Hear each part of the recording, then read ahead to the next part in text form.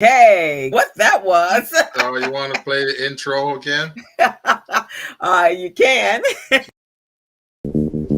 As a small biz pro, I saw we roll, using procurement, program and control. As a small biz pro, I saw we grow, using procurement, program and control. I'm a businessman, yes I'm an entrepreneur. Oh yeah, I'm a businessman, yes I'm an entrepreneur. Oh yeah, I'm a businessman, yes I'm an entrepreneur. Okay, everyone, we're doing this once again. Do it live. This is the Business Zone with Crystal Mitchell, business and coach Coach and Gilbert consultant. Buchanan. Hmm. How you doing today, co-host? I'm good. A little technology glitch. Happy Black History Month, everyone. Happy Black History Month. And Yes. today we want to help you guys to acknowledge and recognize a very special time of the year for us here on the Business Zone. We love to recognize Black History Month because we always have some goodies for you. We got a very special guest today. She's going to talk about some real cool strategies and information for your business, guys. You don't want to miss this at all. If you miss any other podcasts, any other shows, you don't want to miss this one today. This one is good for you. So, co-host, how you doing today? I am good. February is my favorite month. One is the love month. Two, but before that is Black History Month. So we get to celebrate our wonderful accomplishments that occurred with our ancestors and our predecessors and our people that are just doing amazing things, especially those of us in our community that work hard for our community, both our adults and our elders and our youth. So this is my favorite month. It's the shortest month of the year, but this year we're celebrating leap year. So Oh, yes, I forgot all about that. I know. So people who are actually born on February 29th, they actually get to celebrate their real birthday as opposed to the 28th or the 1st or the 31st, or what is it? Be the first of the next month, which would be March. So they get to really have a birthday. So that means their birthday is every 4 years then? Is that it? That means they birth, and so they have found the fountain of youth. So dog years is 7 years, but leap years is every 4 years. Man, I'm kind of wondering if I wanted to be born on February 29th, you know? Right, that way you would stay young. You would at least be 4 years younger than what Forever the young. right. So that I'm really only this age because my birthday only happens every 4 years. That it probably would have more significance when you got to be 50 plus than it did when you were younger. Maybe when you were a kid, then it might not have been so cool. But Yeah. by the time you got to 50, man, that would have been nice. And see if you feel young, if you feel young as well, then yes, that goes well. But if you're 50 and you feel like 75, then it didn't do any justice. That's very true. So that's why I love the month of February. Beautiful co-host. It's your month. I will call it your month then. My month, my real month is May, but yes, and I'm also wearing the color red today because it is Heart Health Month. So red Oh, represents our heart, the blood that beats through our heart. So I got a email from my colleagues that are in the nonprofit health and wellness space and uh-huh. asked me to wear red today. So Oh, that's what really? I'm doing. Mhm. All right. I didn't even know that. Now I'll make a note of that. Right, it's Heart Health Day. I've been So I've been working on my heart, since 2021. I've been, making sure it stays in shape. It's in good condition. My family line, my family lineage, most of them live until they're in their 90s. So I want to do that. I want to do the same thing too. I want to live until I'm in my 90s. So, you know, and I you would know, like to see that too. I had one of my uncles, when he was 90, he had no gray hairs on his head. None. At Mm. 90, I'm going, what? I'm going, man, that's what I want to be when I grow up. No, no gray hair. You don't have gray No, hair, do you? when I see something coming up every now and again, I gotta, I look in the mirror and I have to scare it away, so it goes away. Oh, okay. Yeah, no, my family grayed earlier, so I have to do my Clairol. My girlfriend's mom didn't gray until she was well into her 70s or 80s. So those are blessed folks. That didn't happen in my family. I think my uncle turned gray at 19. Wow, So 19, 1 9. 19, yeah, he Holy had gray hair moly. at 19. Mm-mm-mm. Yeah, so hey, it's Black History Month. We want to thank you guys for joining us. So before we jump and kick off our Black History Month, we want you guys to know that we stream live on Facebook and YouTube and LinkedIn every week at 3 o'clock. And we'd love for you to go over to our YouTube channel and hit the subscribe button and become a follower of ours. Also, hit that like button if you like any of the shows. We have had some amazing shows. We've been on the air for this year, will be 8 years in July. That's right. And so we have over 750 something videos archived. Some of them are some amazing guests that we've interviewed. And then some of those you get an opportunity to participate in a class and session. And that's where you get Gilbert and I, as business coaches, working and helping you without a cost. Because outside of that class and session, there is a cost and helping you to strive towards success in your business. Our motto is we want you to be business ready, a bank loan ready, and contract ready, and ready for any opportunities that present themselves to you. So take a picture of the QR code or just go over to our YouTube channel, The Business Zone with Crystal and Gilbert, and hit that subscribe button. And as well, hit the like buttons. Find you a video over there that speaks to you and hit the like button. Gilbert, you got anything you want to add to? Well, I just want to say, folks, we know that you could be anywhere else in the world, but you're here watching this show today. So we really appreciate this. We really respect your time. And we're going to provide you some real valuable information today. Um, we're on every Friday from 3 to 4:30. This is the Business Zone with Crystal and Gilbert. And we had some amazing videos that we've been uploading on YouTube over the last 2 months. I implore you guys to go there and check it out. We've done one recently on one of our guests, a very powerful female entrepreneur, and she's done some great work in the community for small business, the IT space, the contracting space, and all of that. You guys should check it out, guys. Check it out. Go to our videos. Just type The Business Zone with Crystal and Gilbert, and most of our videos will pop up. The rest of them, you can go to our website at The Business Zone with crystalandgilbert.com, and you guys will find those videos. We cover a lot of different topics and a lot of different courses, from leadership to management to interpersonal skills. We talked about the 3 personalities in a business from the E-Myth book, which was really great. We talk about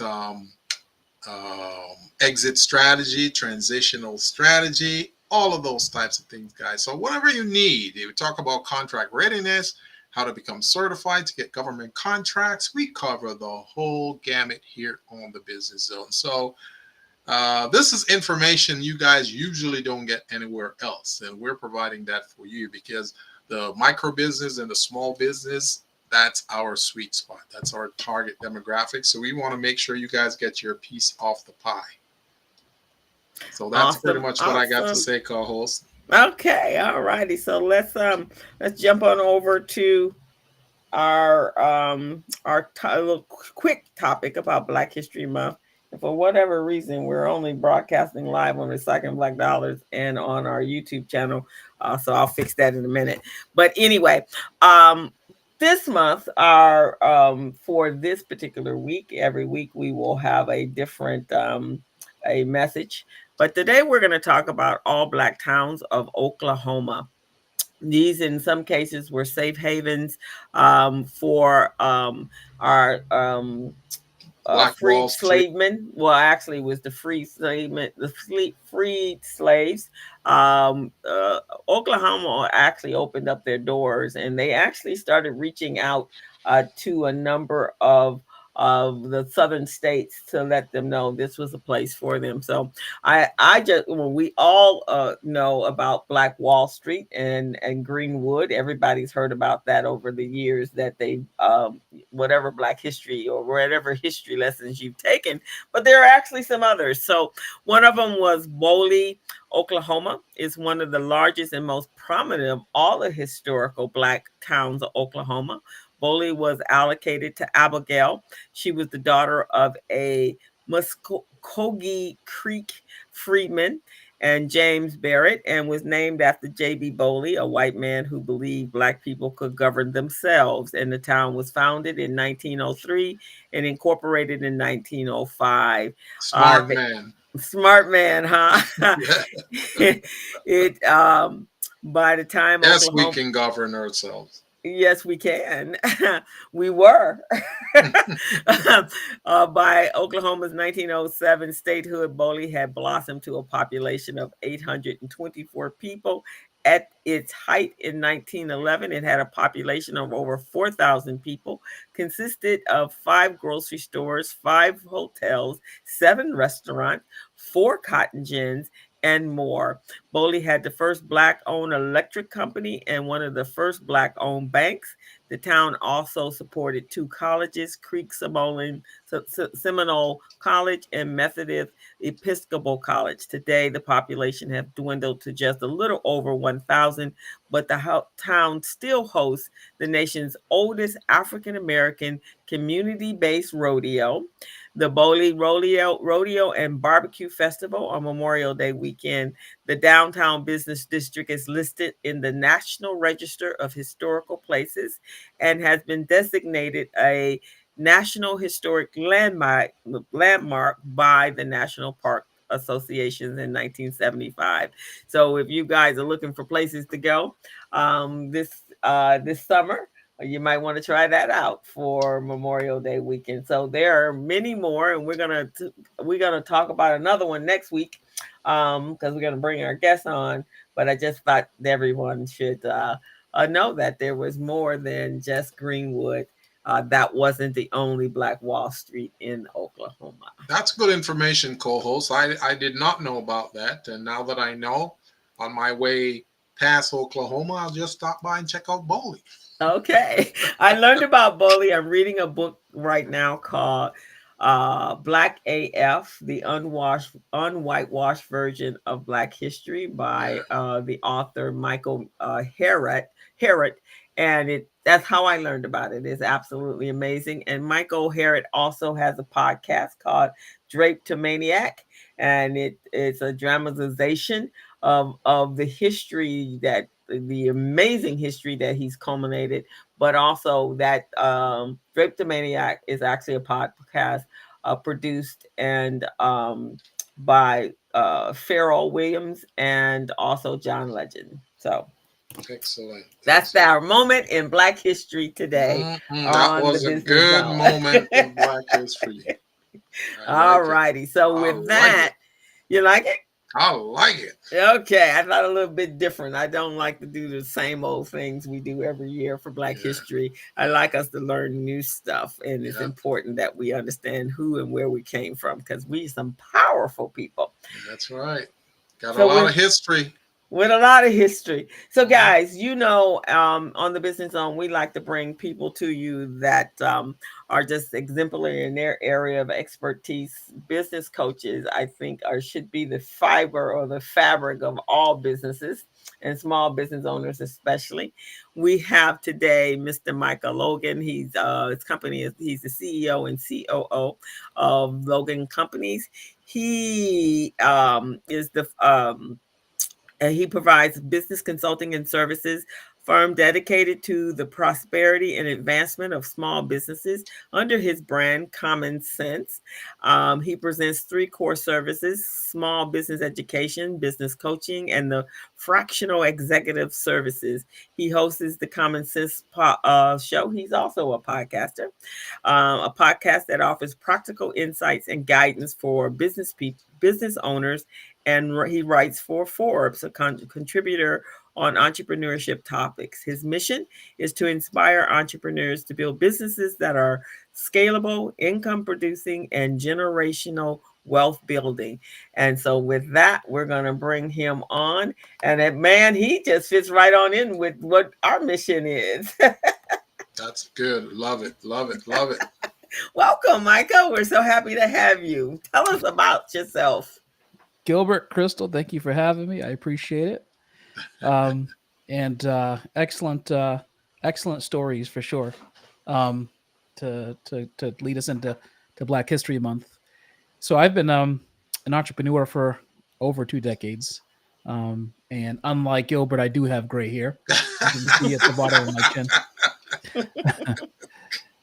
And I've so I built a company from the ground up, and it was a health and wellness company that I slowly just built from a single location to multiple locations. We had up to 5 at our biggest. I recently exited in October of 2023. I had considered gone down the path of forming it into a franchise before I decided to sell the company itself. So I had gone down that path as well. My company has won multiple awards, both in the customer service realm, for the actual service we provide, and as as how we form the franchise as well. We were recognized for that as well, given that there's so few Black franchise owners in the entire country. In addition to that, I also was appointed in 2020 to be the CEO of a company called HushFrame, which is a soundproofing company that has a disruptive product that is in the construction industry. It's a building material that goes into walls and ceilings that helps attenuate sound. And in terms of what I do for the business coaching, I work with small business owners or small or medium size. Typically, I like, my heart is with small business owners and startups who are looking to grow to the next level, but look, they're burnt out. They need to scale. They're disorganized. They don't know exactly what's wrong in their business. I really love focusing on turning around businesses and helping them see what exactly needs to be done to get their business to the next level. And I've have clients across a half dozen industries that have been able to add 6 or 7 figures, expand their locations, and we've had a lot of success by implementing some of the strategies that I've put out there. But that's a little bit about me. And I'm a Forbes contributor. I was also asked to be a Forbes contributor. Forbes reached out and contacted me to ask me to write for them at the end of December. And so my first articles came out at the beginning of January last month. And so I'm just kind of on my way. I've been a writer for a while, but the fact that they've researched me and found some of my writings on LinkedIn, doing LinkedIn articles, was helpful. And I committed to, when you sign the contract and you're committed to write for a magazine that's as prestigious as Forbes and as well known, you kind of jump at the opportunity. So I was fortunate to be able to have that opportunity, and hoping that my message of conscious, competent business sense gets out there with small business owners across the board. With that information that you just shared, Micah, you have just become my best friend. Oh, I was looking for it. I just put an ad up on Indeed for a best friend. So I'm glad you best applied. Friends, right? Yeah. Well, you can take it down. You don't need any more because you got me now. Because Right.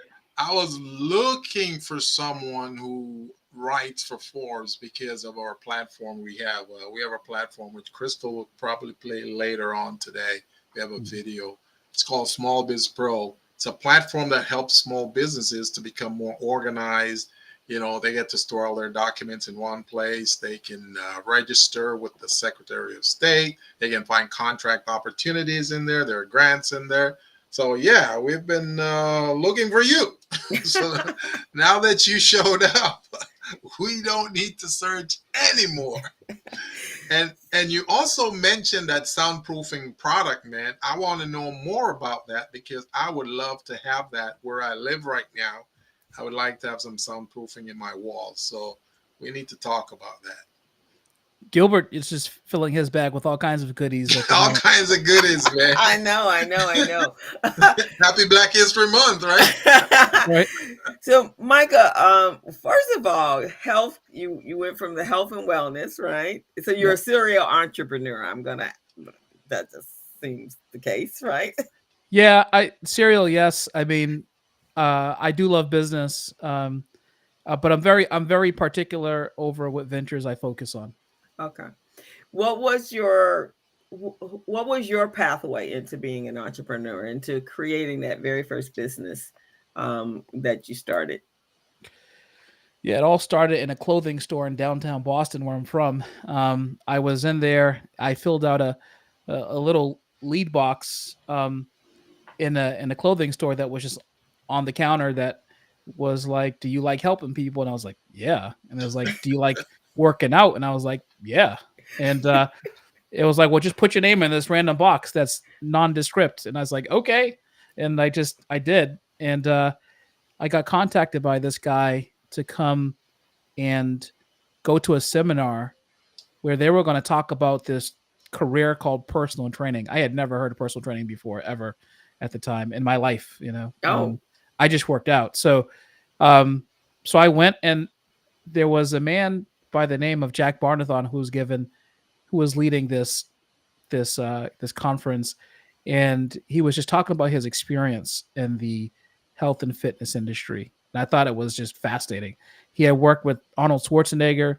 He had worked with Dana Torres, who was I think a 3-time Olympian swimmer. mm. And she earned those gold medals at like 40 years old. So um, those of us at over 40 now know how hard that actually is.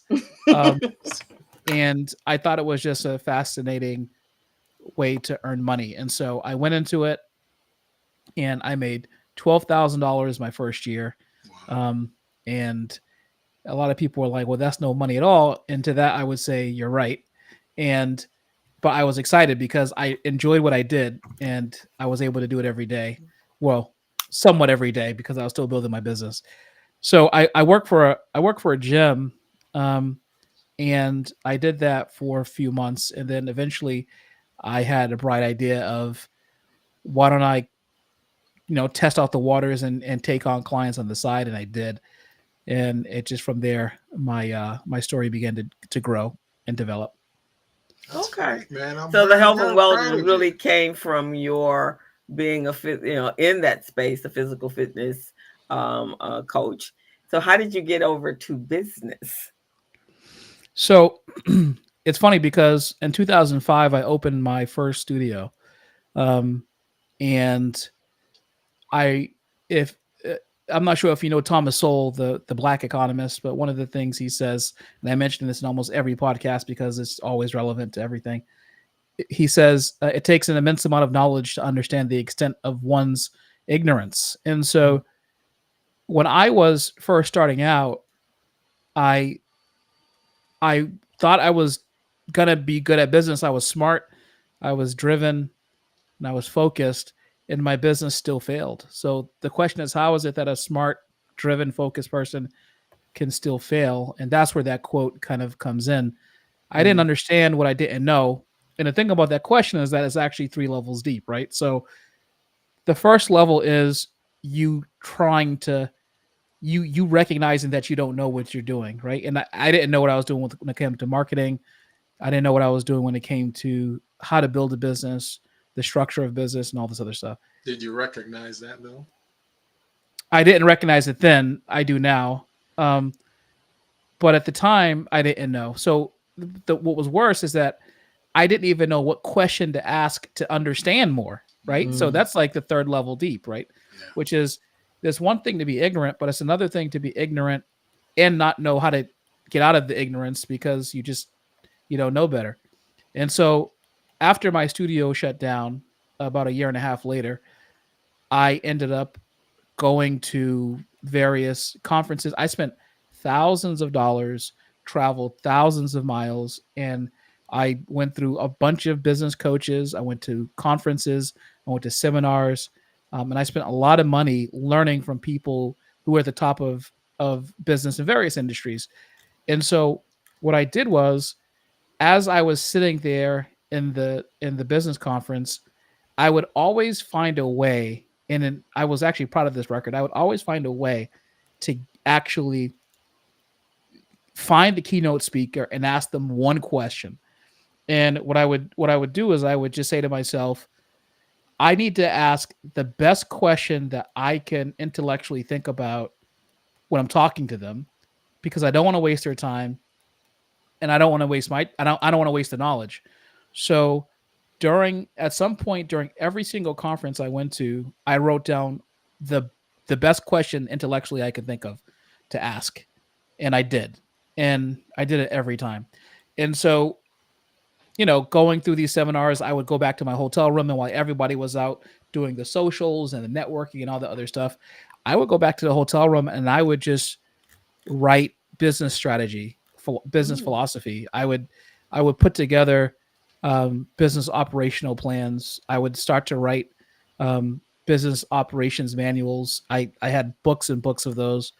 Um, it was just, I was consumed with the thought that business could be made better by making it more practical and simplifying it. And so, from California to Massachusetts to Florida, to Illinois, I mean, I was all over the country studying from the people who were considered the best in various aspects of business.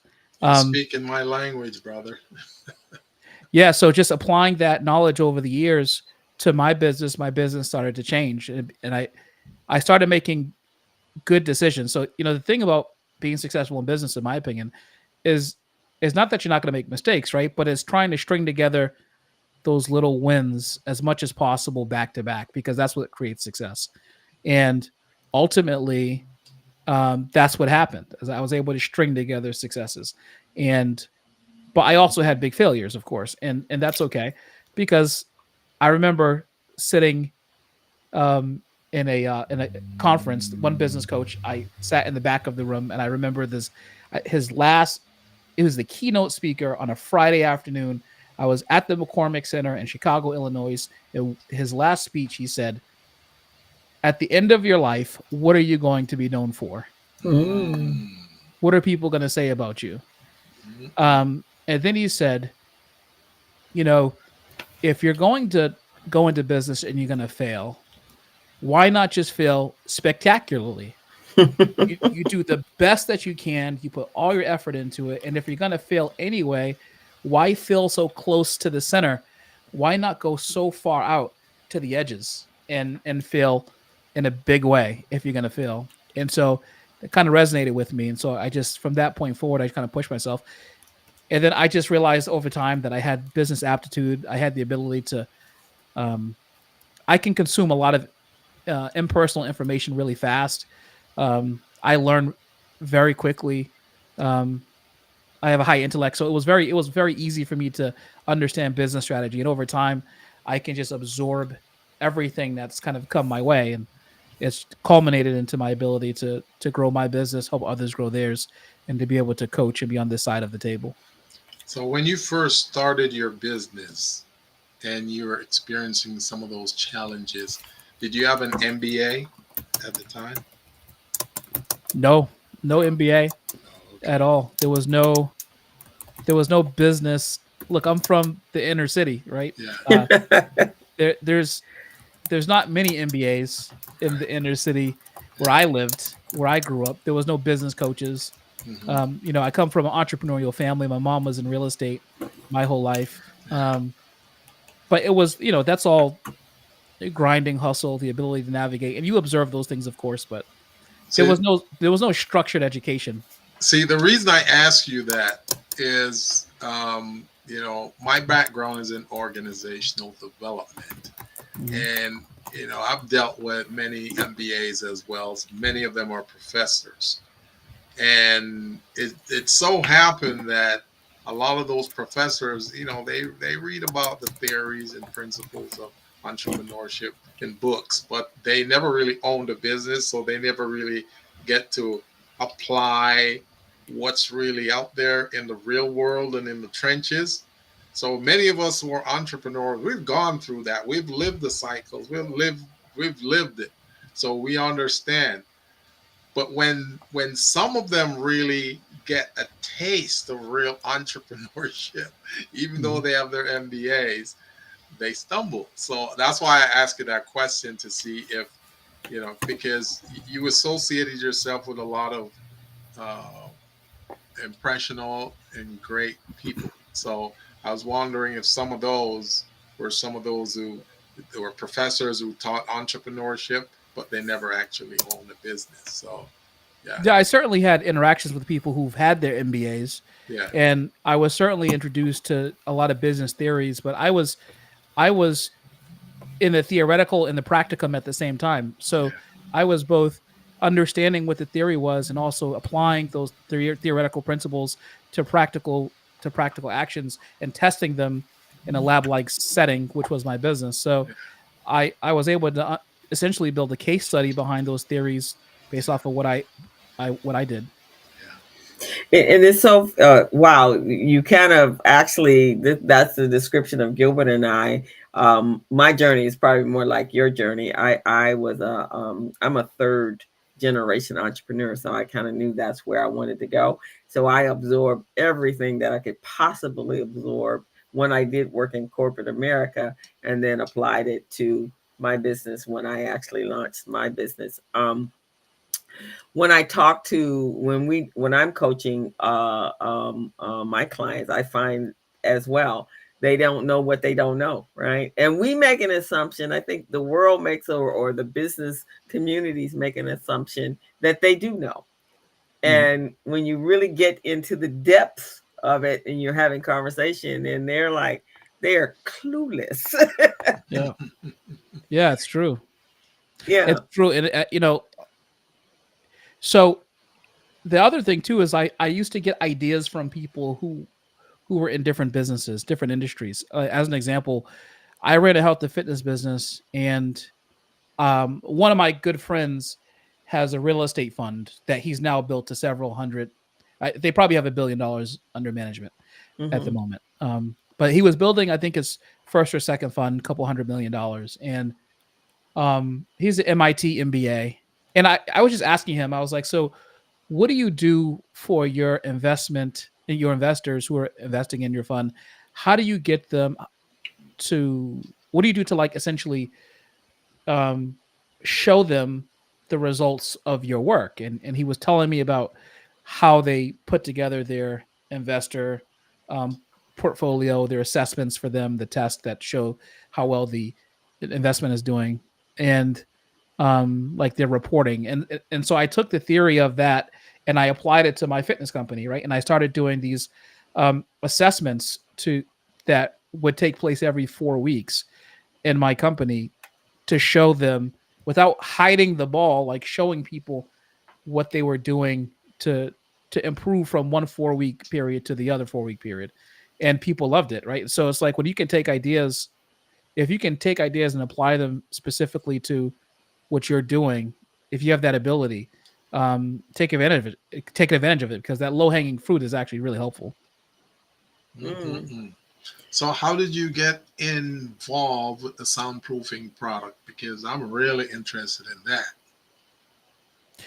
Yeah. So as I mentioned, I was already in business running my company, Hmm. and one of my clients, her husband was an inventor of this particular product. He was in the construction industry for 40 years. Well, at that time, probably 32. And so she used to be a listener of my podcast. In addition to being a client of mine, um, she's really supported me, but also I think she also enjoys the information I put out there. So she was listening to my podcast, and she got to understand that I knew what I was talking about, both theory, and she saw the practice because she saw my business running of what my business strategies were like, what it was like. And so they seem to be struggling a bit to try to move the company beyond. They were already beyond R&D and ideation of the product, and they had manufactured some test runs of the first iteration of the product, and they were on a 2.0 of the product at the time that I kind of came around, and they had started a manufacturing of that, but their distribution strategy was all wrong. There was no organization, there was no structure, there was no plan for growth, there was no, you know, there was no leadership in the company, even though they were both leading the company, and she was still working at the time full time. And I said, look, why don't I just sit down with you and we can just talk about the business and see how it's going, because they had put in a lot of money already, and I didn't want them to put in more and to waste it. And look, she worked hard, and he did too. So and I'm a friend of theirs, and I had the skills and the ability and the know-how. So I was like, well, let's just sit down and do a consultation and just see how it's going to go. So I did. I went. We sat down at their dining room table. They brought everything I asked for. I took a look at everything, and at the end of it, I was just like, well, the problem is that you guys need a CEO to this company because there's no direction. Yeah. And you need someone to set the strategy, to put it out in the market, to have a go-to-market strategy, to be able to lead strategically, to organize the finances of the company, understand the financial scope and the discipline. And she was in banking already, so she had the financial aptitude, but it's just having, like we talked about with the MBA, having the aptitude for something doesn't necessarily mean that you can always put together the pieces in a way that promotes steady growth for a long period of time. That takes a certain kind of other skill set. Yeah. And so when we sat down and we went over everything, and I said that they needed a CEO, she said, well, can you do it? And I said, no. I would say no too. I just knew what it was going to take. Yeah. And I was like, no. And because now they see you as a savior. Yeah. And well, she was like, well, can you think about it at least? And I said, okay, yeah, well, let me think about it. So we went on with the meeting. We continued to go on with the meeting, and we were going over it. And then I was really skeptical to get involved. It was a husband and wife team. It was a startup. There was money involved between the two of them. And I was like, I do not want to get involved in this. Because I'm like the family dog, right? It's just like, if you break up because of this, who do I go with? I go with him, or do I go with you? Right. The divorce. Right. No, but they're still together. They're great. Oh, good. And, but, so anyway, so I decided to eventually do it. They signed me to a multi-year contract to get involved. And ever since then, it's been great. I took the company from something like $20,000 to almost $400,000 last year. So that's 36 months. And this year we're on track to double what we did last year, if not reach 2 Comma Club this year. And then in addition to that, I also have been able to expand distribution into all 50 states. I was able to get us into Lowe's, which is a Fortune 50 company. I was able to increase to negotiate white labeling agreements and global licensing agreements and distribution. So like the product has now come from a semi-regionally based product to now a global product with licensing and retail distribution in all 50 states. So we're well on our way to being valued at a nice valuation. So does that growth, did it include obtaining government contracts, or you just do commercial deals and residential deals? Yeah, it's B2B and B2C mostly. Mm-hmm. No government contracts. I've had conversations with government DoD contractors before. Like anything, it's all about application, right? And someone has to, and the connections, right? So someone has to be on the other side to provide that connection. Yeah. So you do know that once you venture into that space, man, you can more than double what the revenue is right now, and you just keep it growing each year. Oh, absolutely. Yeah. Which is one of the reasons why um it is a pathway for us, but there were other pathways that make more sense, and that, given what the product is and how the product interacts with the marketplace and its ubiquity, in terms of the fact that this is all these are the product that we're using for soundproofing um, is a code mandated product and is achieved by some of our competitors um, currently. Like, so some of our competitor products are being used in buildings all around the world, right? But the government maintains that you have to have a certain amount of soundproofing, which, by the way, most buildings fail around the world, Exactly. not just the U.S. Now you know why I'm talking to you, right? Because my building has none. It has zero in Oh, I'm sure. soundproofing. So how does the soundproofing material, how does it work, and how is it applied? Wow, The Gilbert the wants to go deep on this no podcast, no huh? no no no no no because You really want to know the science behind it? no I don't really want to know the science. I just want to know because I had soundproofing done before when I was in New York, and they did a crappy job. They just punched some holes in your wall and then they poured the stuff in there. They Crystal, I poured don't the know. stuff in there. Yeah, they pour it in there. Crystal, I don't know if you're familiar with this material. It's in a spray can. You spray it and it just foams up, just swells up, right? Yeah, my brother-in-law, when he was doing some construction around the house, Yeah. we had a different name for it. My And mom and I had a different name for it, but I won't say that on air. But yeah, I know. Uh Well, 'cause so it when it finishes forming, it shapes a certain female body part. Oh, oh. okay. And my mom would walk around houses. Well, what is this? All these boobs. What are these boobs doing over here? Yeah. So this product, right? It's made out of some kind of Two pieces of wood and silicone, a silicone core. oh really? Yeah. Wow. So you're gonna have to set an So appointment with him, Gilbert, so you can get the more details.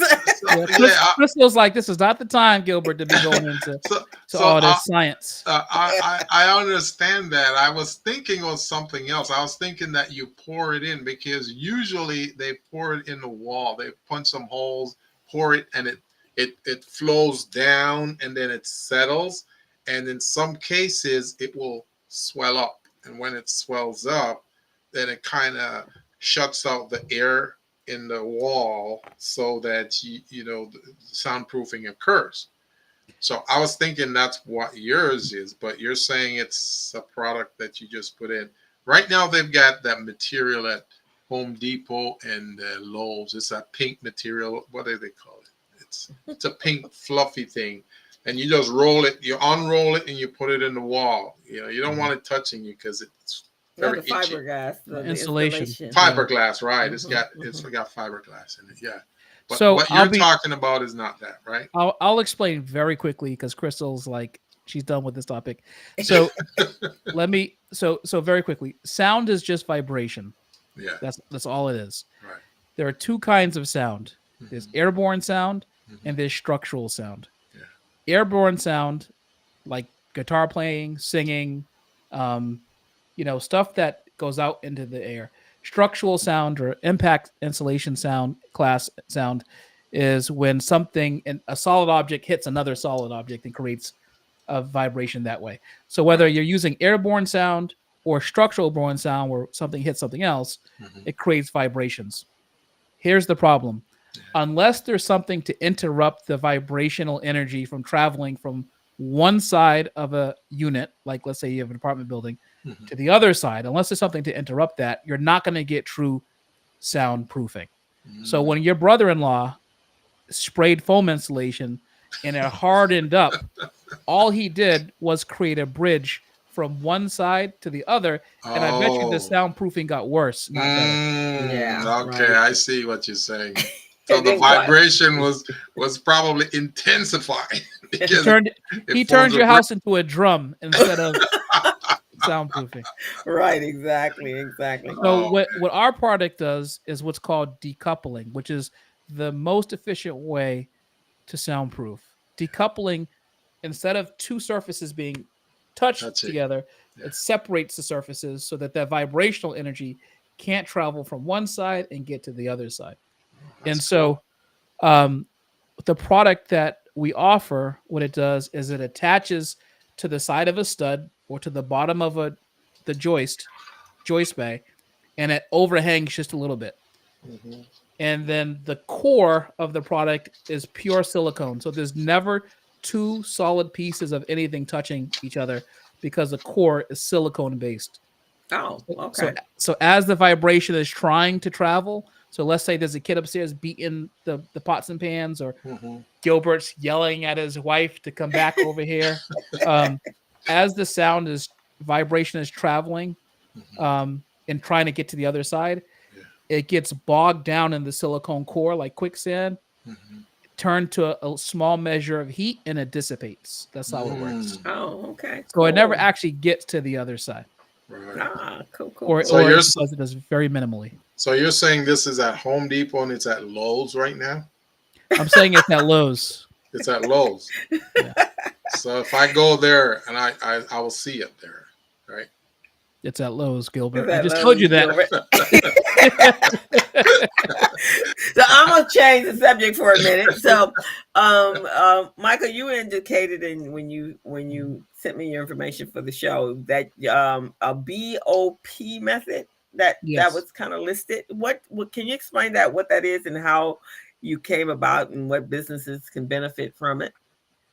Sure. So remember when I told you I was slowly learning and making my way in business, I had to travel and Yes. understand how to improve businesses, mine specifically at the time, and to make it better. So I came up with the framework how to think about business problems, because oftentimes, if you've ever read Rich Dad Poor Dad, he said that one of the ways that he understood how to make money for the things that he wanted, instead of relying on getting a job or something else, was Right. to Exactly. just find something to pay for, an asset that he could buy or invest in that would create income to pay for what he wanted, right? Right. And so in the same way, I had to come up with a framework that a business owner could plug in the problem, and on the other side of that problem would output a solution. So that's how I came up with the BOP method. So the BOP method, which is what I call it, stands for Blueprint Optimized Position.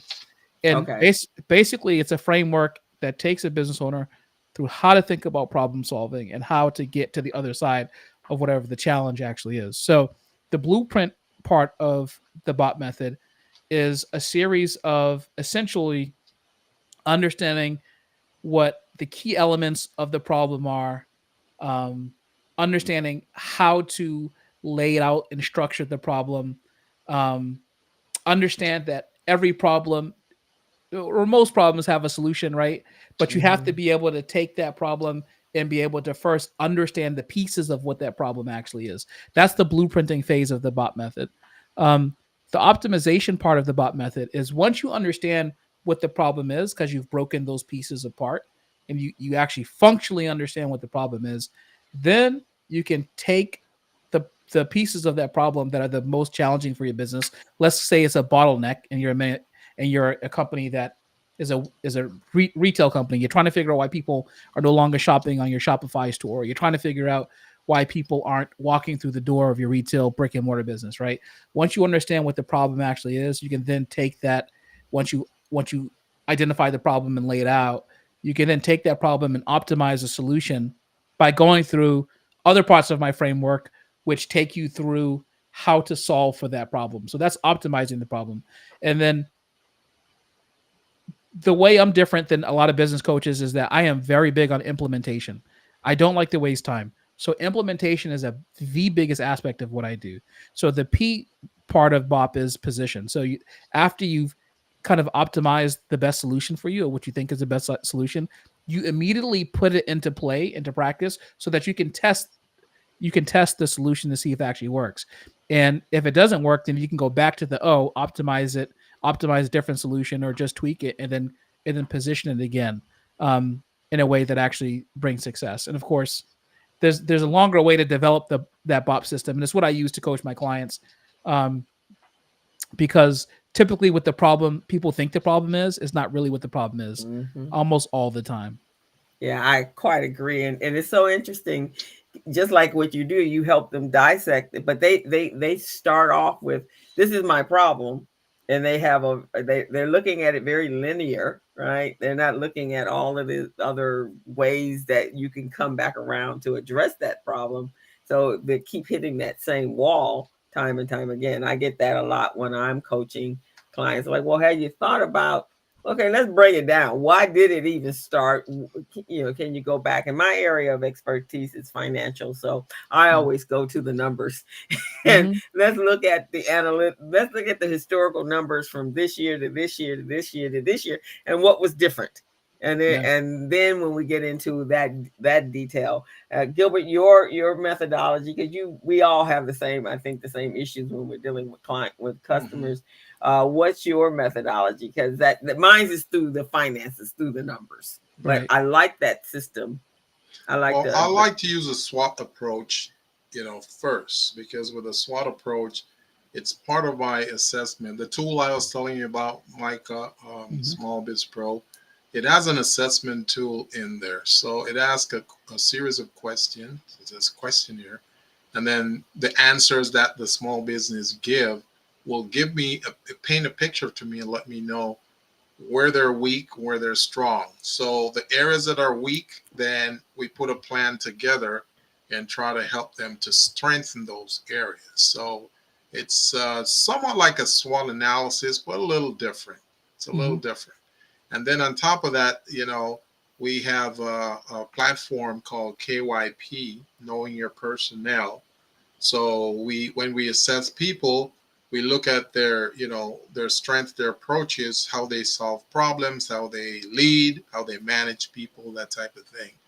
So uh, and then people tend to fall in four categories in that assignment. Mm.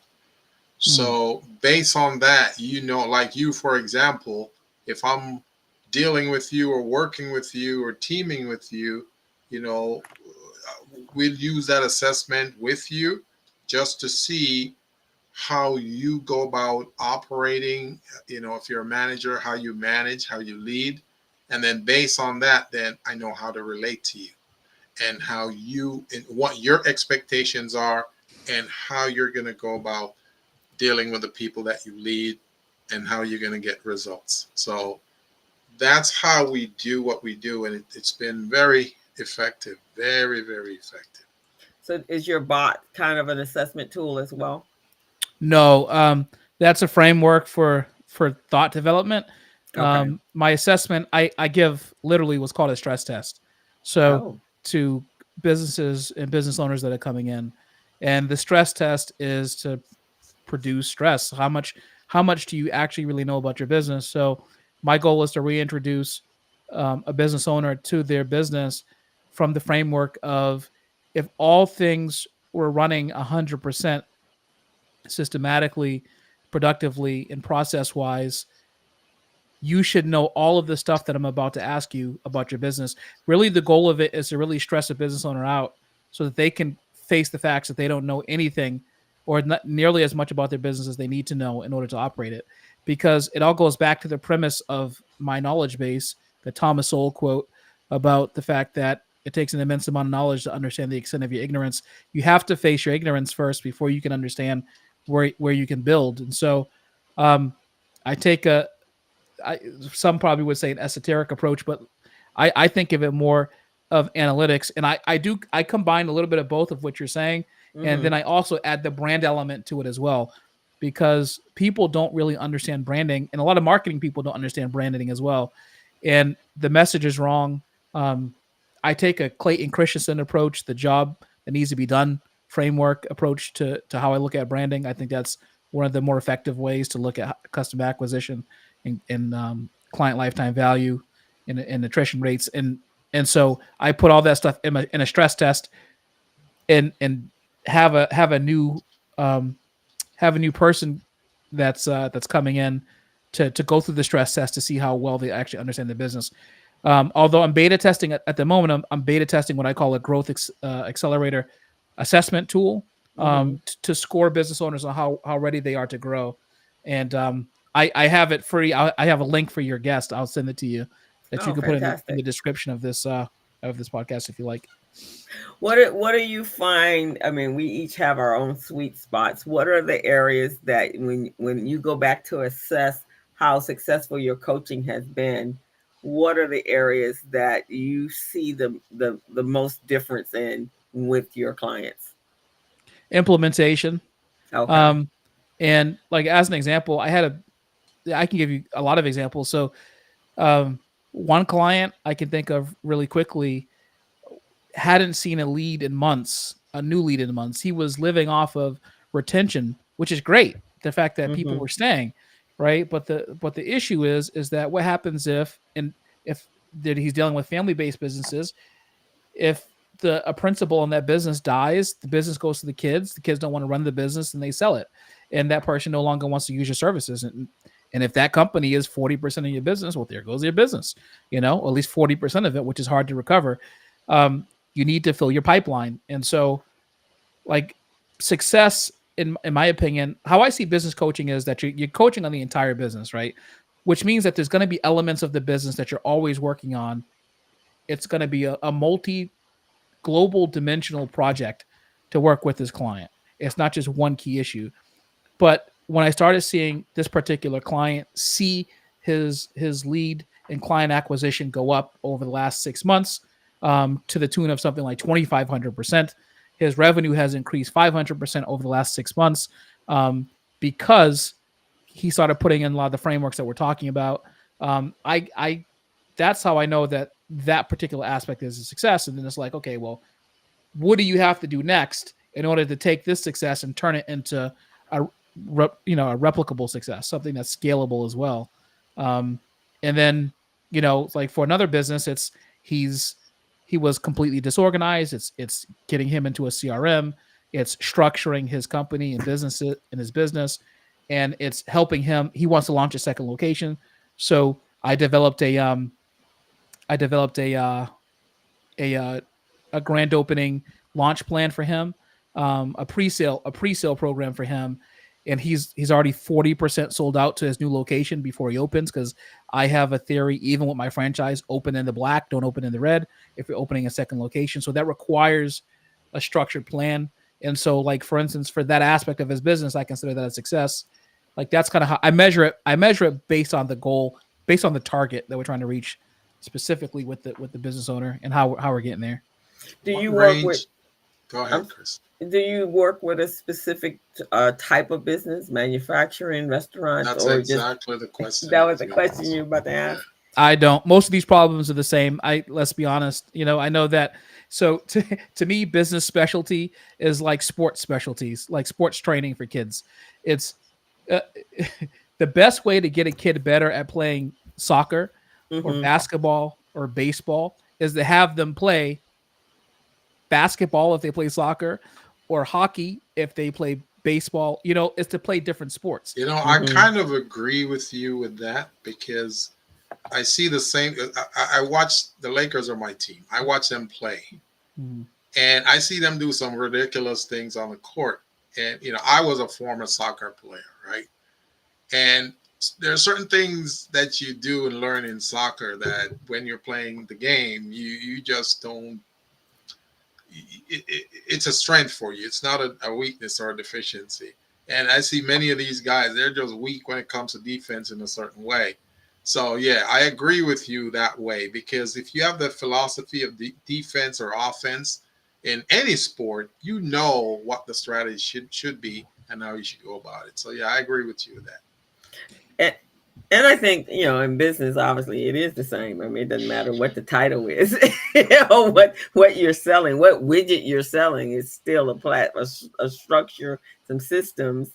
You got the five components. You got to have structure, you got to have marketing, you have to have promotion, you have to have finances, and you have to have your operational system. So it doesn't really matter what the relationship is. But when you do coach, I know when I coach clients, it's like they have uniqueness. I have restaurant clients and they're like, "Oh, I'm unique." No, you're not. Yeah, you're no, you're selling a product. yeah, yeah. It's true. It's so true. You're exactly right. I mean, like you said, that person is unique, and perhaps what they're selling is most people think that what they're selling is unique. It's often not, unless it's something like the soundproofing thing I told you about, which is actually Hmm. unique, Hmm. right? And the patent proves that it's unique because it's the only one that has that Oh, it's patented, huh? Ha ha! in multiple countries. Um, and so the point is that you know there are like if you're in the biotech space and there needs to be some kind of specialty around the science, it does not change the fact that you need to be able to forecast and budget. You need to understand how your forecast is going to affect decisions both presently and your future needs for both staffing, management growth if you need it, how your P&L affects whether or not you can actually make marketing choices, or research and development choices, or how you can move the company distributively, or whatever. I think that I think that people like to create specialties to charge more, but really the expertise and the experience is where the charge comes, not, in my opinion, not the specialty. Um, and it's so funny. Just one last point to that, which is, so for kicks, sometimes I go on Indeed or in these job postings and I look at the job listings for like CEOs, CFOs, COOs, and some of these specialist positions. And sometimes I think to myself, I would lose ability if I went to work for a company specifically because um, it shuts down some of the other aspects of your ability to develop as an entrepreneur That's that right. you need to promote, because everything is so siloed at those companies. Hmm. Here's my one specialty. Here's what I do. No one else can do it.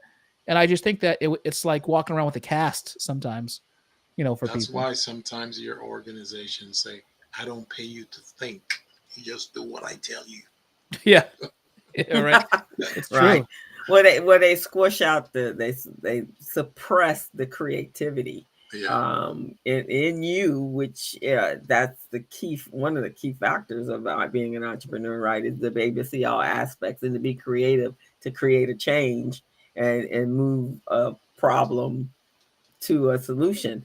But in corporate America, is a whole. There's one person, that person at the top, that wants to be the creator, and then all you guys you just follow suit.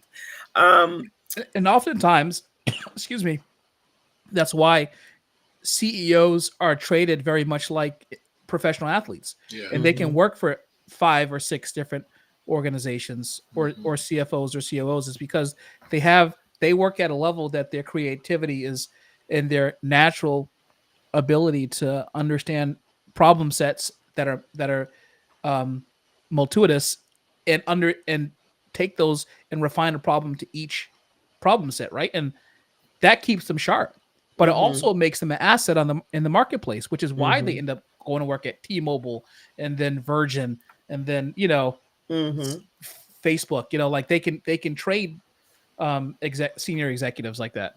mhm. It Exactly. also become incestuous though, because you have that pool of them that keep floating around in different organizations. They do the same thing in organization A that they do in organization B and C, that type of thing.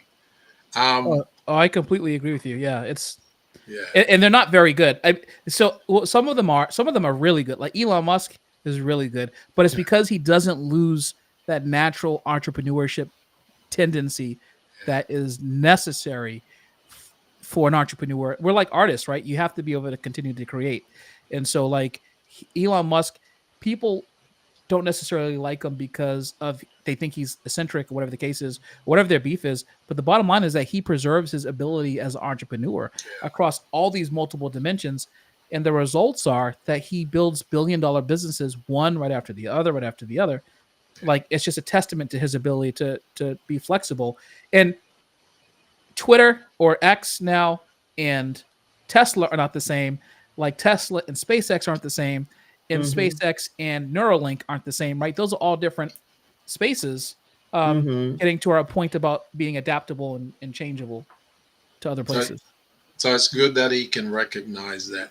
Now, the types of clients that you work with, are they startup businesses, existing businesses, or um, uh, growing? So the startup business is from 0 to 3 years.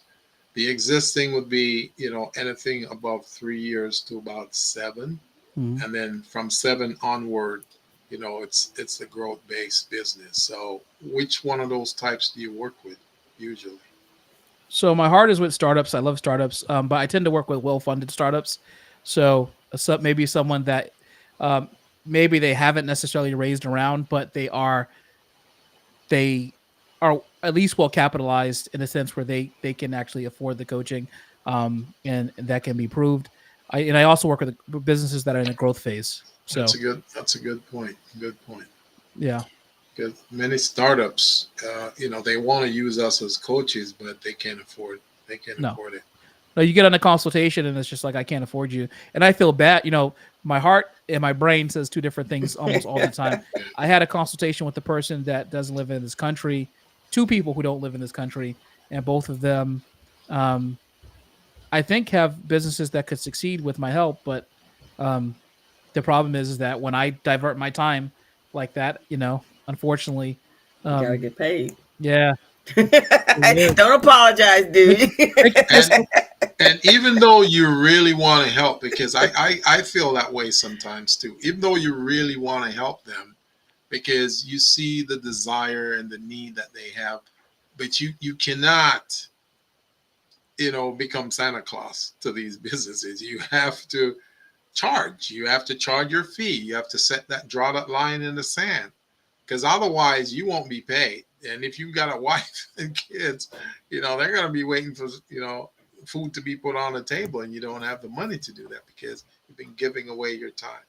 Unless the opportunity is unique, right? Like, so people look, the reason why people think that their business is unique is because they're unique and they're doing business in their unique way. But Right. what they're doing is not necessarily, most things are not unique today. And so because of that, believe it or not, even Neuralink, the implanted chip in people's brains that Elon Musk is doing, may have raised billions of dollars in investor money because of his name, but that's not unique. There's two other companies that are doing it as well. So it's just like, what's really unique out there? Yeah. Yeah, no. And I don't know if you really truly want to be, well, I mean, there's some trailblazers, but unless you have the money, you got to educate people on what this trailblazing product is. And most small businesses, especially new ones, don't have the resources to make that happen. Um, That's an awesome point, like amazing point. And it's so true that people don't understand the cost of education when it comes mhm. to putting a new product into the marketplace.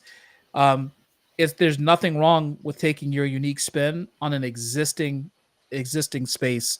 It's like all these millionaire Shopify use people who create their own e-commerce stores would not have gotten the time of day if Amazon hadn't already created e-commerce in the way that they did. Right. Right, because they already blazed the trail. They already opened up the avenue. First of all, they got the people to go, hey, I could buy online. Yeah. But if you had to introduce them and educate them on the benefits of buying online, they're like, oh no, I mean, you have to spend tons and millions of dollars to get that from your little Right. small position. Whereas Amazon's like, yeah, of course you want to buy online, right? Yeah. Amazon created the trust, and you could take advantage of that trust, right? So Right, exactly. What are, if you were talking to our audience, what are some of the, and most of our audience, I think, our businesses are pretty much like yours, although I do, mine is a little bit different. Gilbert is more on the contracting side and certifications and that kind of stuff. My businesses are truly startups, and I work through organizations. That's how I get paid, so that, they can still get quality coaching, but I get paid through organizations that have technical assistant grants, and I have a number of them, so I can make sure I get paid from a number of sources. it's very smart. I think that's great. but I do find, it's so interesting. Like when Gilbert and I have been focusing on women entrepreneurs since January, Mhm. and so I work for one organization. I provide services for one organization that provides pretty much all of their TA for women, and it's just amazing how this particular group, their women, are just like just chomping at the bit to get all the information, and we talk about launch dates and milestones and all that sort of stuff, and they're just like, okay, I'm ready to go. And then I have other groups that businesses have been in 1-2 years, and they kind of just gotten stuck. And no matter how much you're like, okay, let's move the needle, this group is stuck. And sometimes those are my men. And then but my women are like out there. Gilbert has a preference when working with women entrepreneurs. Do you have a preference? No, Okay. I do find that, and this could be based on personality, not gender. I don't know, but um, I do find that the female coaching clients implement a lot faster, trust the coaching a There you lot go. more That's why I prefer um, them. than than the men counterparts. But for my guy counterparts, what I notice is they tend, if they become coachable, they become successful a lot faster in that way. So Yeah. like if a man is coachable, I notice that he shoots off like a rocket. If my woman clients, they just implement right away. So they end up seeing the success because of their speed to implementation. Mm-hmm. It's a unique difference, right? And they both can get there, but their paths sometimes are just. But I have no preference. I No work with a man preference. or a woman. Yeah. Now, do See, you I have find? the same story you do, Yeah. but yeah, and I do see where the men, they when they implement that way as well. But the women tend to listen. They're more coachable Yeah, to they're more me coachable. than the male clients. And I'll just say that it's because the men, in my estimation, tend to work like 100 hours, right? So if they really are into it and they're really coachable, they'll work 100 hours. I think that women are more reasonable with their time in their lives, even if they want to build a business. They have other interests outside of just building the business. Sometimes, like family, They have a having work self balance. care. They're a lot more. But men will just kill themselves at work, and I think I think that's part of the difference that I see. The You know. woman part that you mentioned is true. The male part, I see a difference. I see where they tend to apply the Dunning and Kruger effect, where they may not know something, but they act like they're an expert and they know it, and that the expert, you don't know as much as they do. Yeah. And then when you leave them alone on their own devices, then they fail, and then they come back to you and say, Mm. I really need you. I'm sorry I didn't listen before. Then, after I spent months trying to coach and foster them, and it got to that point, then I say, well, yeah, I will work with you, but I'm doubling my price. Yeah. So that's how I deal with that issue right there. I had Humility two. is the key to growth in business. Yeah, humility. I had two guys. I was one of them is my client, and then the other one I've actually just had a cursory conversation with, a complimentary before, but he has and they both said to me the other day, they're like, I never knew really what to do with a coach. So one guy says, and I'm going to be honest with you, Krista, when they told me they were assigning me a coach, I had to Google, what do you do with a coach, with a business coach? How are you supposed to interact? What questions you supposed to ask? I thought I would just die. I said, well, thank God for Google. I think we need to That's make funny. more. I think we need to make more videos and put out there to show the value of a coach. Because if you can step back and you look at the sports world, you look at the role that the coach play in the sports world. As business owners and entrepreneurs, they can see that as well. Because one of the things that we're encouraged to do in the business space is to get mentors and folks like that.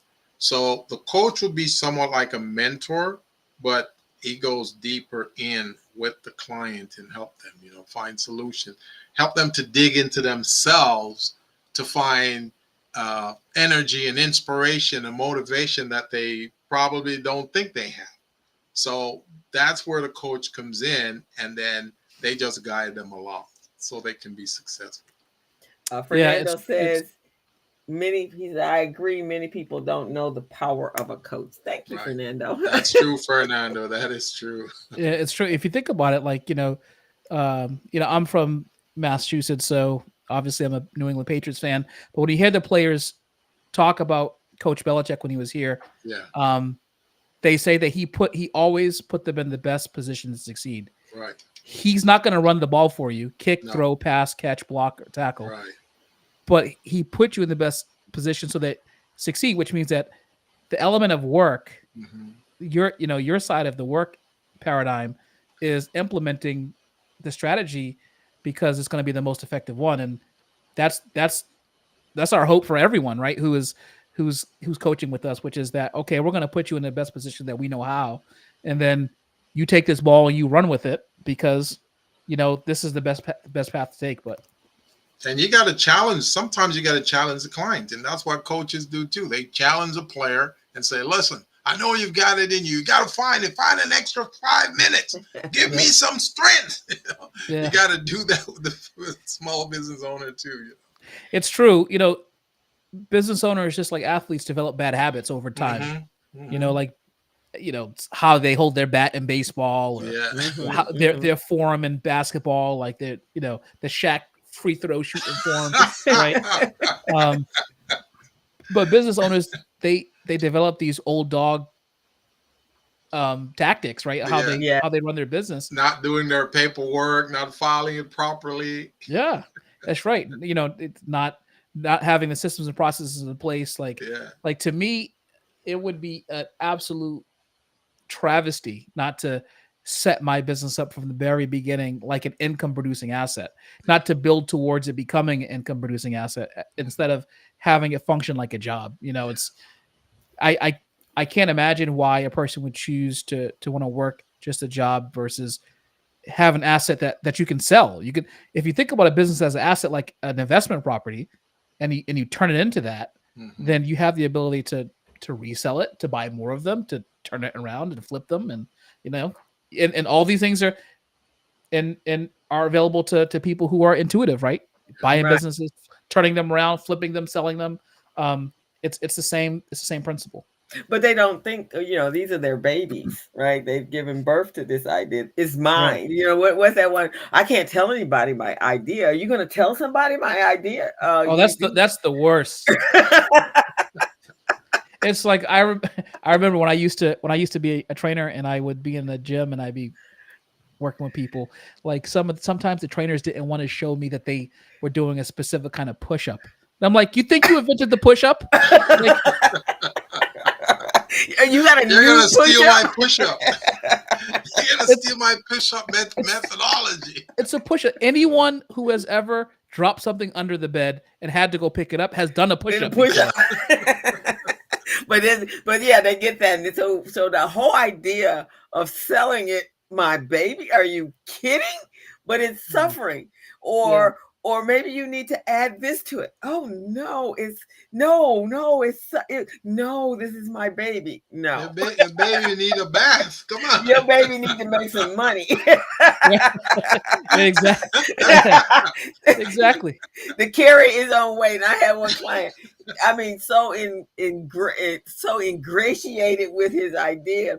It was literally, he went to get a job to support the business. I said, do you realize what that sounds like? You're going to work for someone else. You're an entrepreneur. And I assume the reason that you even created this business is because you wanted that entrepreneurial experience and journey. But you're going to go over here and work for the other man and make his business successful. And then you're going to come back and then infuse the investment into the business. Are you nuts? Imagine what would happen if he took that 30 hours and he applied it to his own business. Right. Exactly. It's counterintuitive. It's like, well, I need more money. So in order to get more money, and I get it. The reason why they feel like they need more money is because humans are loss averse, and we want to get the money that we think we're losing now because we have bills to pay for now.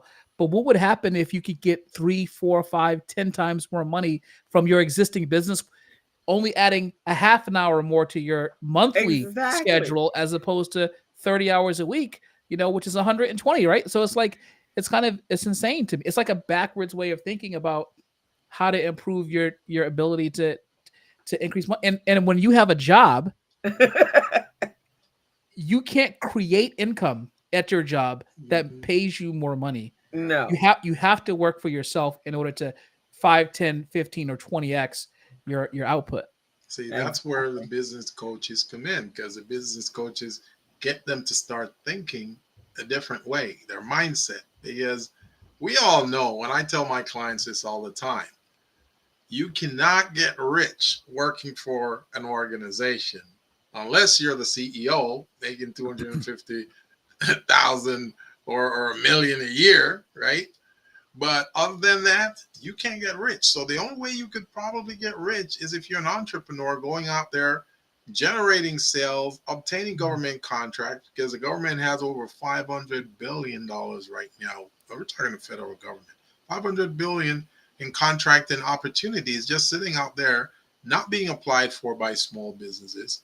So that's just money sitting that you could be getting. So I encourage my small businesses all the time that listen, let's get your back office in order. Let's get all your compliance documents set up and ready so you can become contract ready to go up to these contracts. And that's it. That's it, you know? Let's use Elon Musk again as an example. Hmm. A judge in Maryland just voided his compensation deal. And so for people who are stupid, they would say, "Oh, the judge voided this because who should make $56 billion?" But let's analyze the real numbers behind it, Mm-hmm. which is the fact that number one, the shareholders agreed in advance to his compensation back in 2018. Mm-hmm. That's Hmm. number one. Number two, the man has taken no compensation of any kind because his compensation was predicated on an astronomical growth trajectory Right. of Tesla. The only reason why he's even getting a $56 billion compensation that was on the table was Mm-hmm. because he had to hit a historic number that has never been hit in US business in Right. order to get that compensation. He took a Mm. gamble. He took a gamble. So, um, people might just say they look at the number that he's supposed to get and be like, "Oh, well, why is he getting all this?" It's because he gambled on himself. This is what entrepreneurs do. He Mm-hmm. applied all his time and his energy and his efforts to trying to get $100 billion valuation Yeah. when Tesla was valued at something like $10 billion, and nobody thought he would get the valuation that he did, and he did it. He exceeded it, Right. Because he and had that entrepreneurial mindset. because he had the entrepreneurial mindset. Yeah. And part of the reason why the judge avoided it, well, she says that the shareholders weren't an independent entity looking at his compensation, but the bottom line is that when you put it all on the line like that and you wildly exceed, Mm-hmm. he's enriched many shareholders. Yeah. Um, and if you've invested in Tesla, even at a fractional level locally, you've made a lot of money off of his efforts as Hmm. well. I, Um, I think his attorney can get that appealed and overturned. oh yeah, it's gonna happen, and he's actually gonna move his corporation from Maryland to Texas. He said just the other Mm. day. But the No, bottom line no is that, state tax, huh? well, in incorporating is easy. Doing business in Texas is it's a dream. See, I often think about doing business in Texas because Wow. they operate all willy nilly, man. They don't follow compliance rules, like emissions and green energy footprint rules. They don't follow those things. So they save on that, but the cost to that is overwhelming to their people and the community. So yeah. So I'll give you an example because had to do I've had to manage my business nationally on some level. So when I went to register my business to sell in Texas, when I was developing my franchise, okay.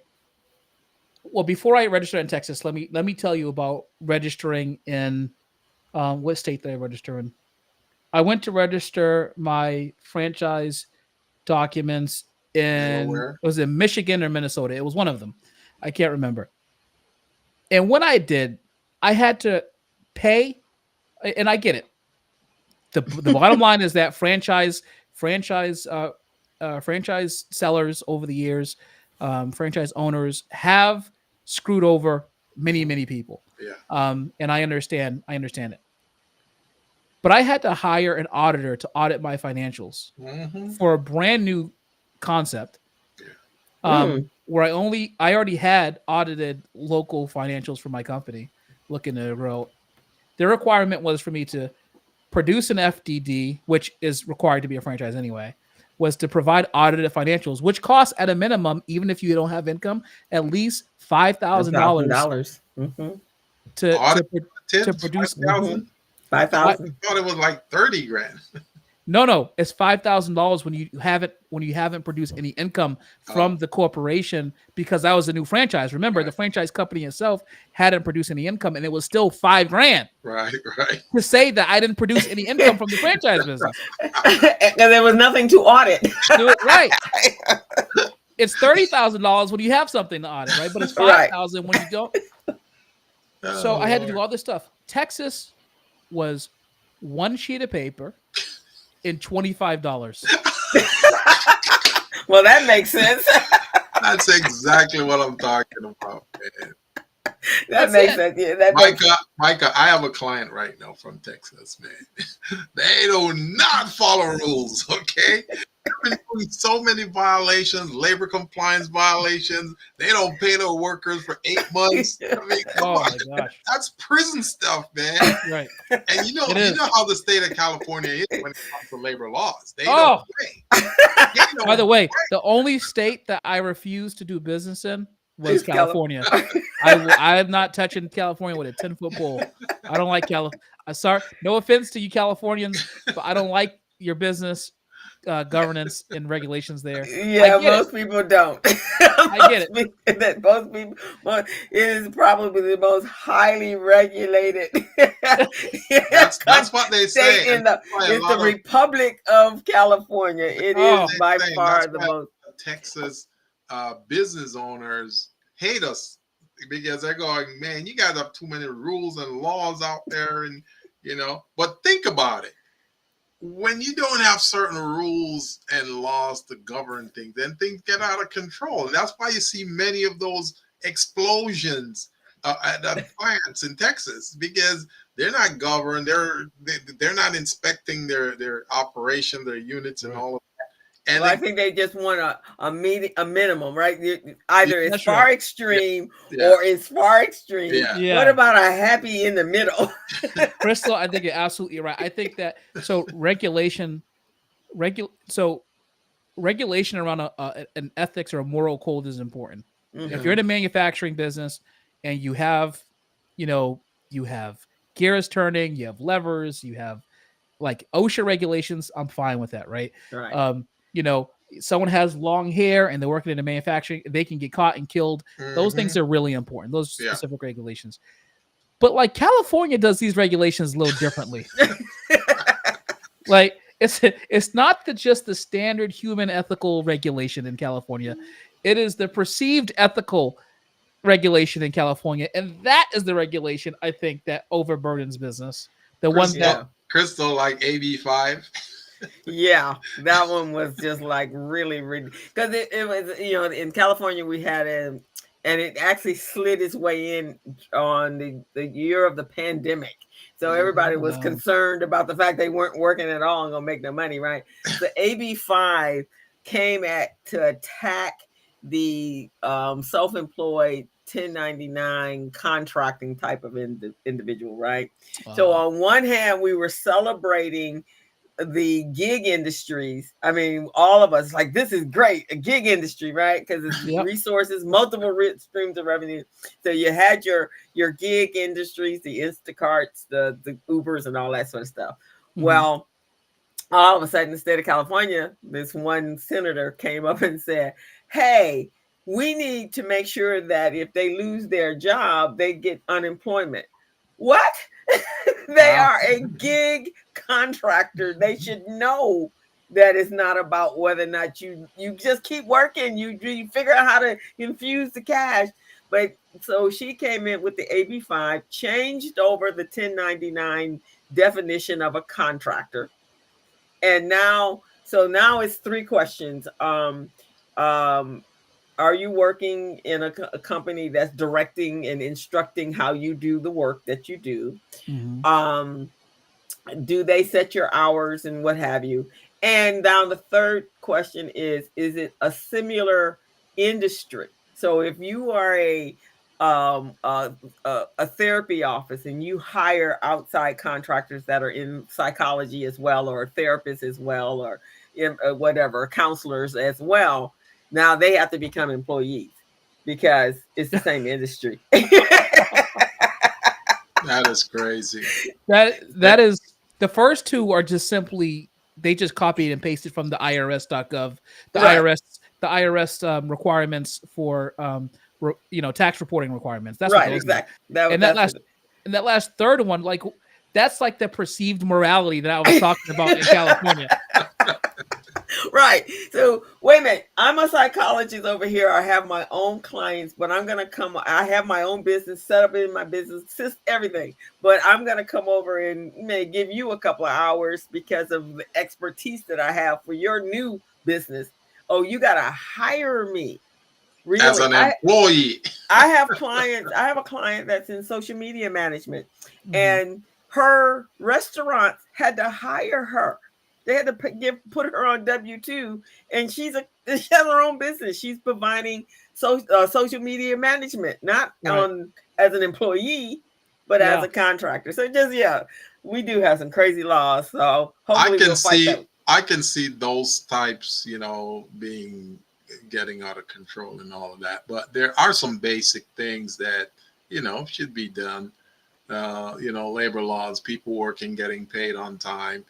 I've seen organizations Well, those let are pe- important.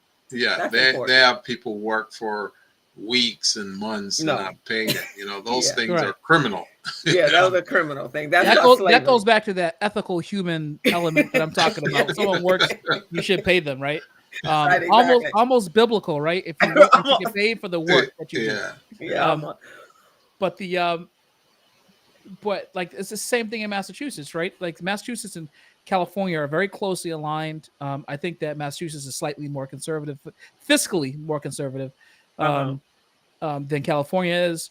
But they had introduced legislation here that talked about um, how they wanted to monitor um, employees for creating stress to their employers, for creating stress for their employees, which included perceived slights on the part of the employee.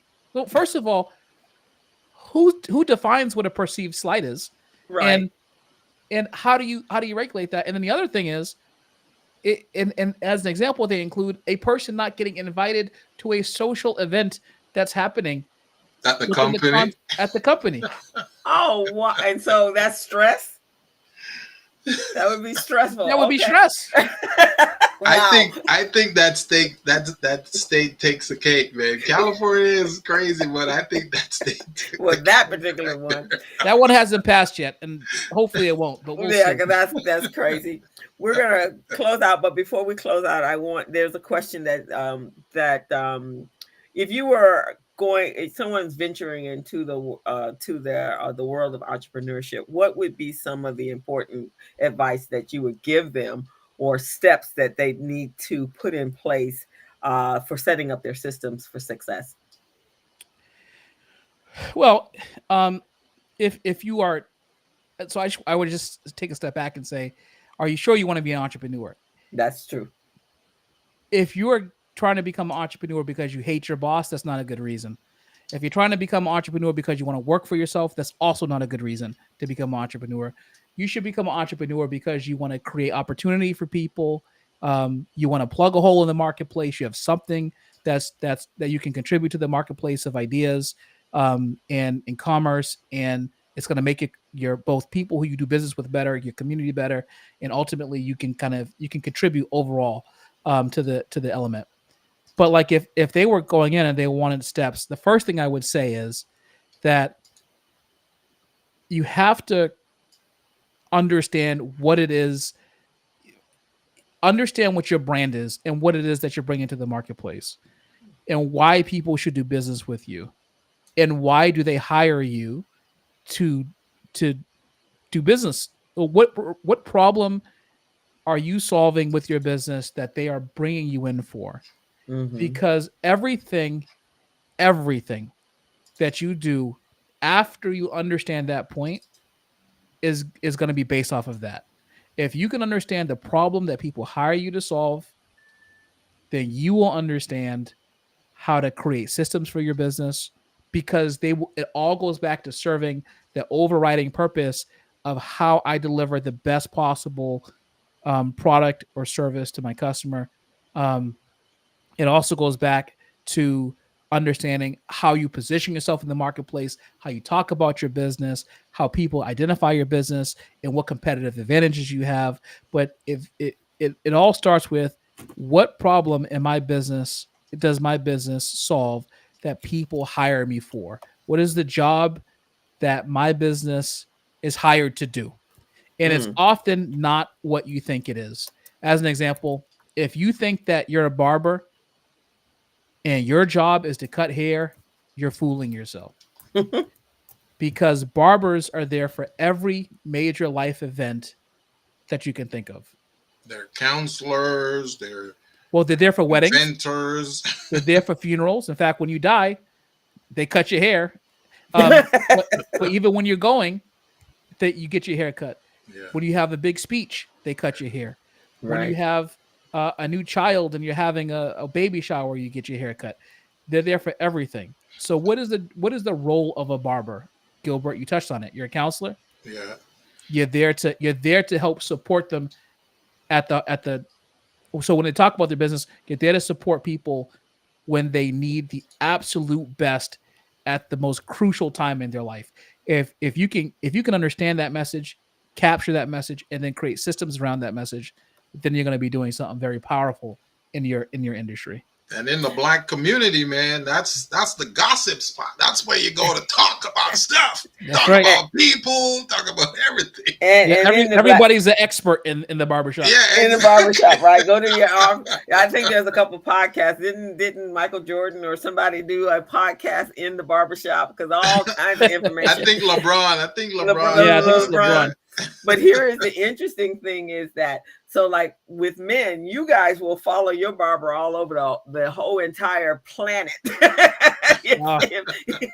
Women, we are loyal, but if Mhm. somebody else comes up with a different price and can grow your hair, then bye girl, you have to go over here.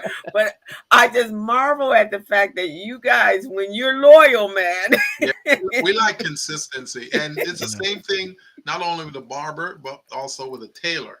You know, when I Yeah. left Jamaica, I left an amazing tailor down there. I came here, couldn't find any like that, man. I've been traveling all over the place trying to find a tailor that can build me a suit or build me a nice pair of pants. You know, can't find it. You know, Yeah. vest, can't find it. Awesome. Yeah, Well, it's Micah, true. you've been awesome. I'm putting your podcast, because Micah has a podcast as well. The Common Sense Show. When do we come on that podcast, man? As soon as possible. I get you guys on. I'm booking out, I think, until maybe the fall. I think You're right now. you're booked until the fall. Yeah, I think so. Holy moly! That's How, awesome. how do you go about booking your people? What do you And do? honestly, I have so I may be booked out to 2025. To be honest with you, Wow. I'm not quite sure exact. I have to check with my assistant, but like, a lot of I get people who contact me. Oftentimes to be on the show, which is great. I love it.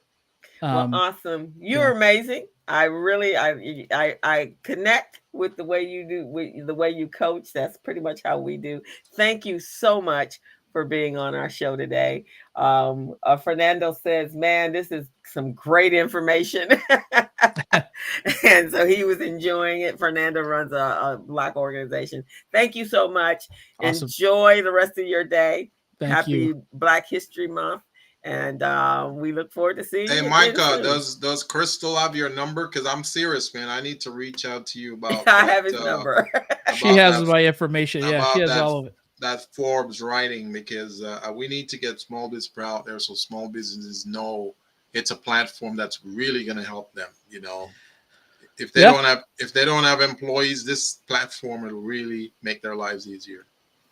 Or if they do Okay. have employees. I So will either share way. your information. Micah, thank you so much. And we will see you on the airways. Thank you, man. Thank Bye, you, brother. guys. Nice Bye meeting you. bye. Appreciate. Oh, Micah. Yes, sir. I want to say I am so sorry, but I'm not sorry.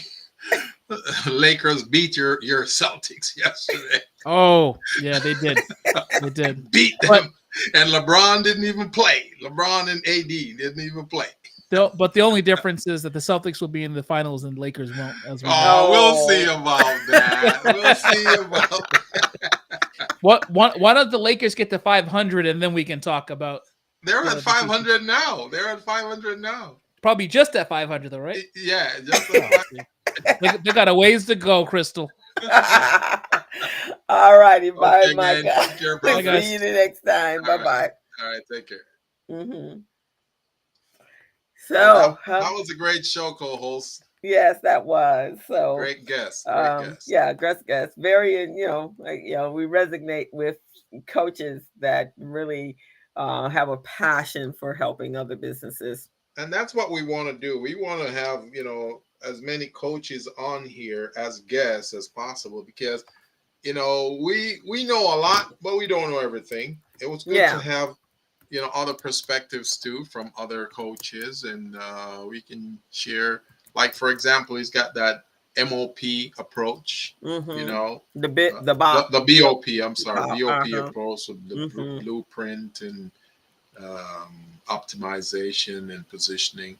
So that's it's really similar to what we do in Small Biz Pro though, because there's some level of analysis in there. I mean assessments in there, and Mm-hmm. then the implementation part of it. So yeah, Yeah, yeah. So true, so true. Yeah, and impressive that he's writing on for Forbes, on that's my big Forbes. takeaway right there. Uh-oh. Yeah. Because a lot of the articles we talk about on this show is Well, from you know Forbes. what? You might want to So yeah, you might want to look at you might want to look at, yeah, I guess they sought him out. So doing some articles on your LinkedIn, write some articles on LinkedIn where then that they will reach out to you.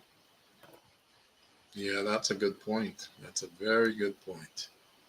Yeah, Very, because very you are especially say like with Small Biz Pro, the good. Yeah, benefits of Small Biz Pro, that is a way that you could actually get them to access, to really see what you're doing. yeah. You know And what I mean? and then if I could team up and work with him on, having him share this platform with some of his clients, that would be good too. Yeah, so I'll send you over. I think you have it, but I'll send over the link. Yeah. Um, all righty, so I'm gonna go get something to eat because I was running all day long and didn't get anything to eat Oh, today, co-host, you and I can't am kill yourself, man. hungry. You should leave And that to me. You can't be killing yourself like that. I know. I had my other nonprofit, so I will talk to you later. All right, sounds like a plan. And folks, for those of you who've been watching this show, this is what we do every week, folks. We bring in different guests to speak on different subject, different issues that can help you guys. So if you are out there and you would like to be a guest on our show, just reach out to Crystal. What's the email that they need to The actual email is the business zone with contact us contact? at the Contact business zone us. with crystalandgilbert.com. And that's how Okay. you reach out to us. So, So we so yeah, guys, that's what you need to do if you want to get your information, your service offerings out there, your products. Let people know what is it you do, because we broadcast all over the world. We got people in Venezuela checking you guys out, South Africa, Ghana, Nigeria, um, uh, Canada, Germany, Australia, you name it, guys. They're out there. They're watching. They may not be saying anything, but they're watching. The ninja watchers. The Thank you, ninja Fernando. watchers. Fernando says, great show. Keep them coming. So, guys, go over to as we sign off, go over to our YouTube channel and hit that subscribe button or take a picture of that QR code. And, but you can all and hit the like button if you like today's show. Is absolutely awesome. Micah really gave you some great tips on how to be successful, how to grow your business, how to identify problems, how to see it in a different light. And also, if you're embarking on this journey, being an entrepreneur, what that looks like. So I hope you guys enjoyed the show today.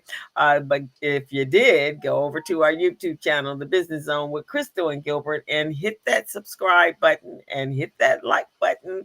We'd really appreciate your support. And if you miss any part of the show, you can just go to YouTube. The video will be there again.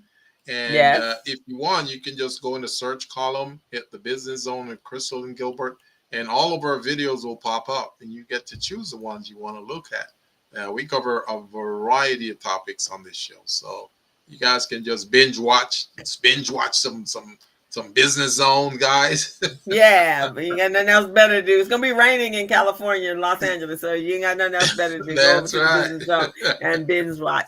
We will see you guys next week. We have actually four amazing guests next Friday. Wow. We're excited. So check in with us next Friday at 3:00, same time, same bat channel. Wonderful information, incredible people that you will meet. So we will see you guys next week. We're out. As a small biz pro, I saw we roll, using procurement, program, and control. As a small biz pro, I saw we grow, using procurement, program, and control. I'm a businessman.